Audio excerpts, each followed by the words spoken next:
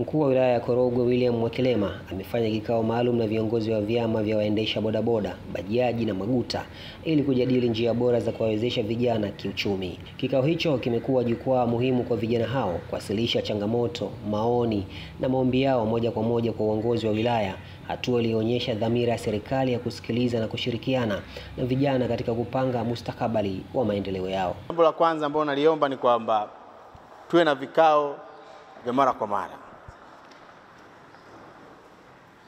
ili kuweza kujua changamoto za vijana zinakwama au zinaenda. Jambo la pili, mkurugenzi uliokuja, naomba kitu kimoja ambacho kipo, kwa sababu watu wametoka kwenye uchaguzi, kutakuwa na baraza la madiwani. Tunaomba hasa sisi viongozi ambao tunaongoza watu huko nyuma, tunaomba pia tupewe mwaliko tuje kusikiliza hoja, ili kwenye kupanga bajeti ya halmashauri kama tunaweza kutoa mawazo na sisi tutoe mawazo.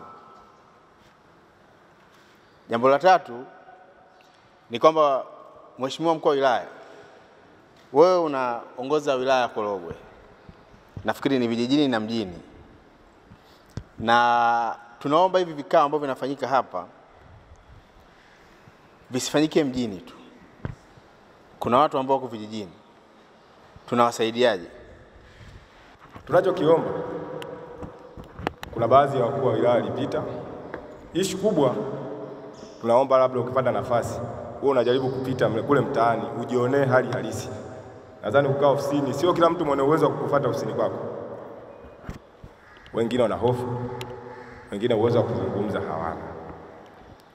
Kwa hiyo tunakuomba, wewe unapata nafasi, upite, uzione shida za watu wa Korogwe mtaani. Usisubiri ofisini. Mara baada ya majadiliano ya kina, mkuu wa wilaya William Mwakelema aliwatia moyo vijana hao kwa kutoa rai ya kujikita katika nidhamu, umoja na kufanya kazi kwa bidii kwa kuepuka ushawishi wowote wa uvunjifu wa amani.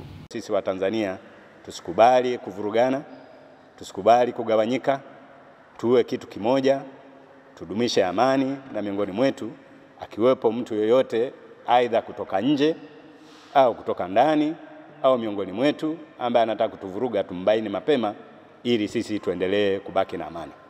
Kwa hiyo niwashukuru sana vijana wangu, niwashukuru sana kwa heshima mlioipa wilaya ya Korogwe na halmashauri ya Korogwe kwamba sisi ni wamoja, tuendelee kufanya shughuli zetu kwa upendo, kwa amani, bila chuki miongoni mwetu sisi wenyewe, bila kuichukia halmashauri yetu, bila kuichukia mkoa wetu na bila kuichukia serikali yetu.